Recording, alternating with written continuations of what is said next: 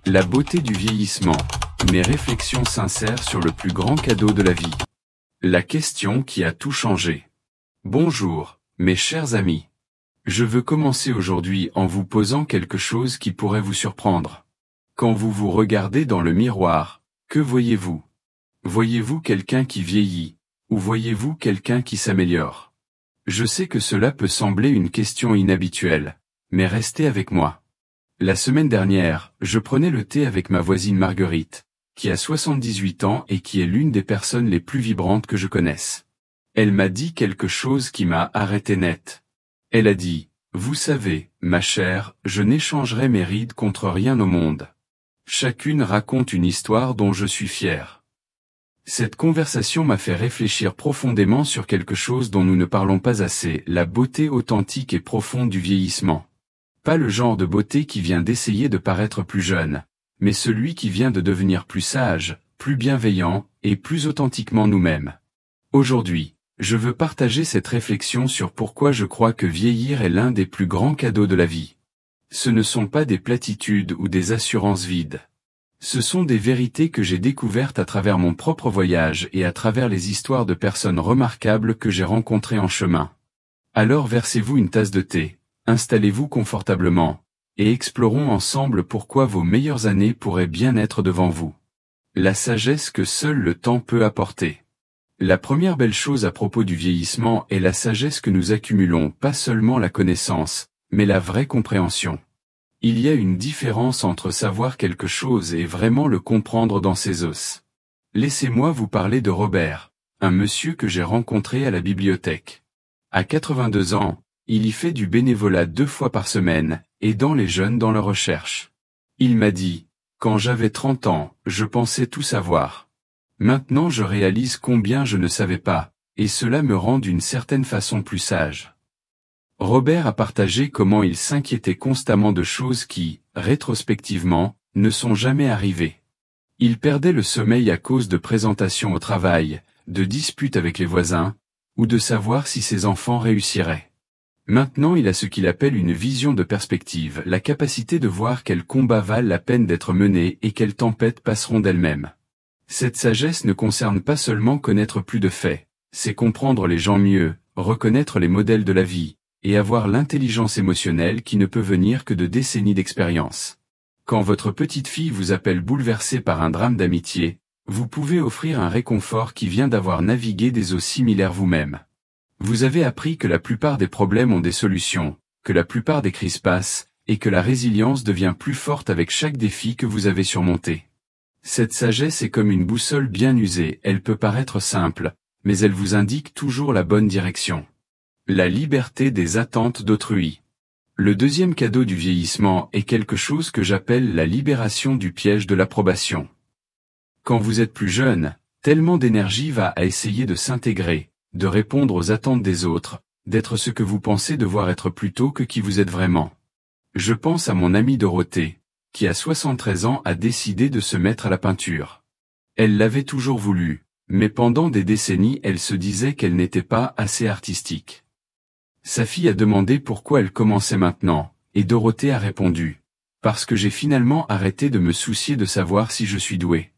Je me soucie seulement de savoir si cela m'apporte de la joie. » Cette liberté est profonde. Vous ne ressentez plus le besoin d'impressionner votre patron parce que vous comprenez que votre valeur n'est pas liée à votre productivité.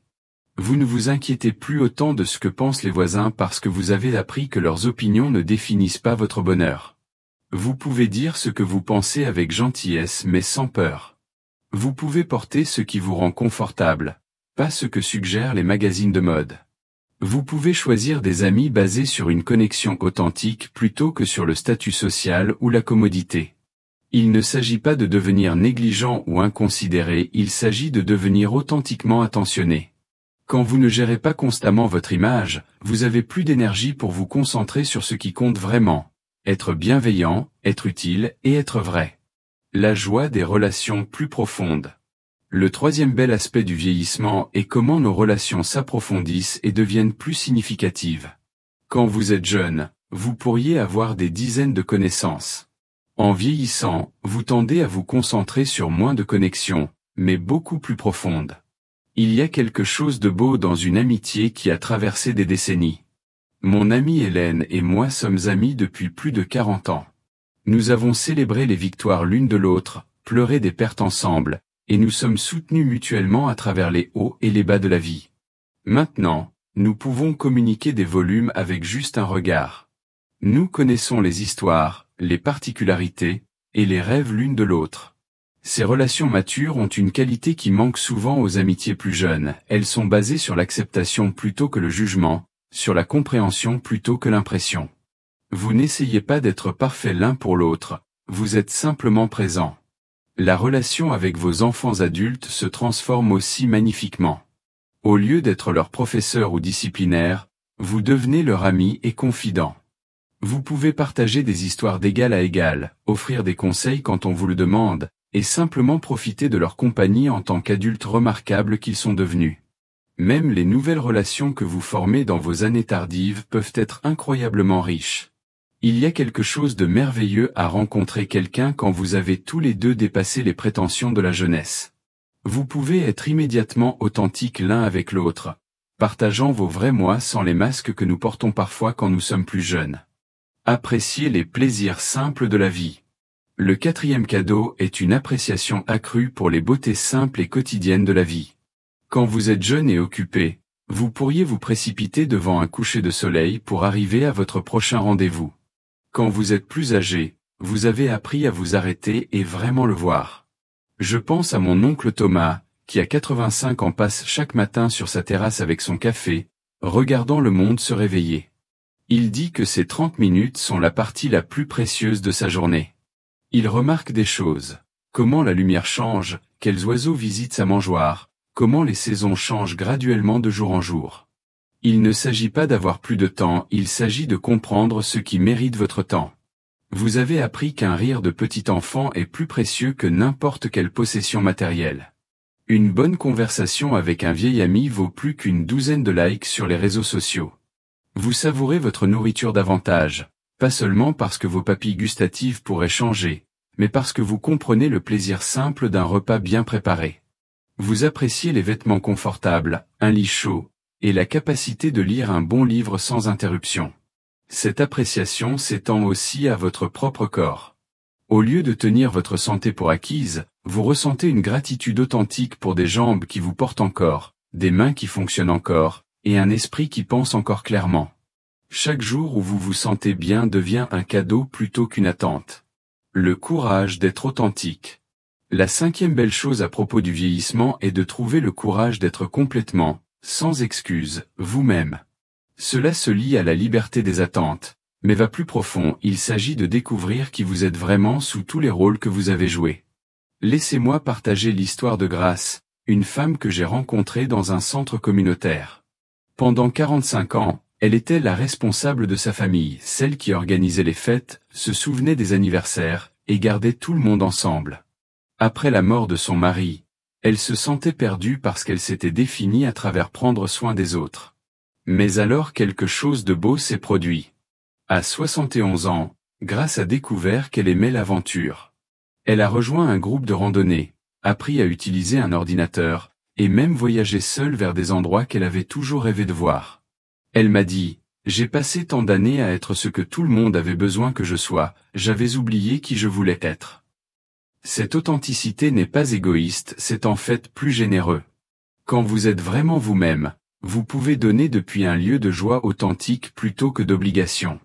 Vous pouvez dire non aux choses qui vous épuisent et oui aux choses qui vous énergisent, ce qui signifie que vous vous présentez plus pleinement pour les gens et activités que vous choisissez.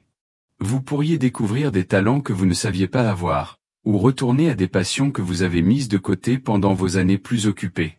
Peut-être êtes-vous naturellement drôle, profondément spirituel, ou incroyablement créatif. Ces parties de vous-même ne diminuent pas avec l'âge, elles deviennent souvent plus prononcées et belles. L'héritage est le don de donner en retour. La 6e réflexion concerne la satisfaction profonde qui vient de comprendre votre impact sur le monde.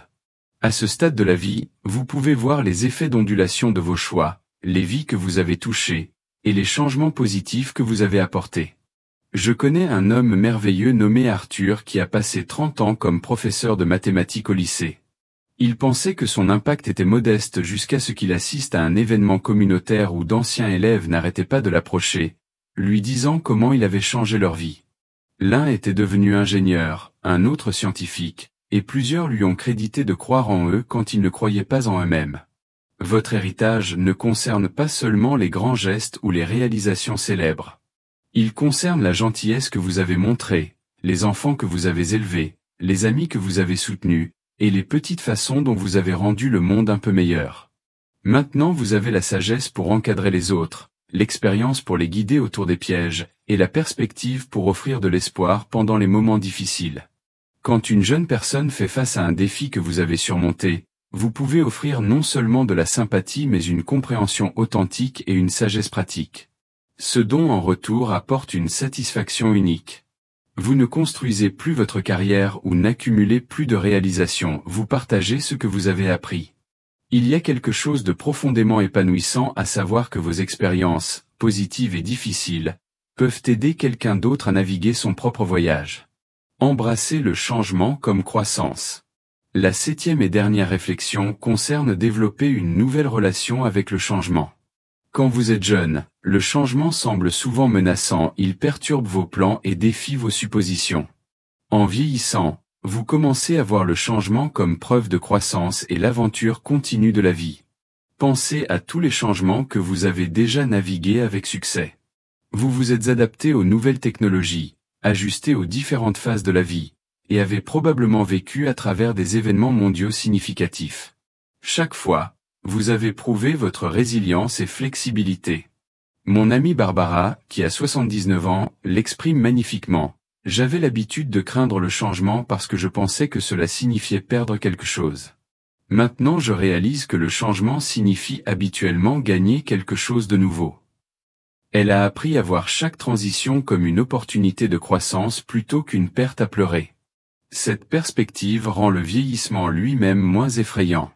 Au lieu de voir chaque année comme quelque chose qui vous est enlevé, vous pouvez la voir comme un autre chapitre dans votre histoire continue. Votre corps pourrait changer, vos circonstances pourraient changer, mais votre capacité pour la joie, l'amour et l'émerveillement peut en fait augmenter. Vous avez appris que s'adapter ne signifie pas abandonner, cela signifie rester engagé avec la vie de nouvelles façons. Peut-être ne pouvez-vous plus courir des marathons, mais vous pouvez faire des promenades paisibles. Peut-être ne pouvez-vous pas voyager le monde, mais vous pouvez explorer votre communauté locale avec des yeux frais. Votre beau voyage. Alors que nous arrivons à la fin de notre temps ensemble aujourd'hui, je veux que vous sachiez que tout ce que j'ai partagé vient d'un lieu de respect profond et d'admiration pour le voyage sur lequel vous êtes.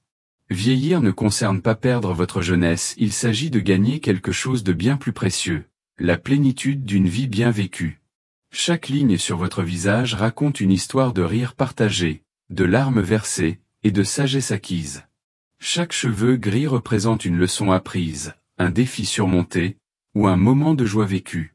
Vous n'êtes pas moins que ce que vous étiez quand vous étiez plus jeune, vous êtes plus expérimenté, plus compréhensif, plus authentique, et plus beau dans les façons qui comptent le plus. J'aimerais entendre de vous dans les commentaires ci-dessous. Quelle est une chose à propos du vieillissement que vous avez trouvée surprenamment belle?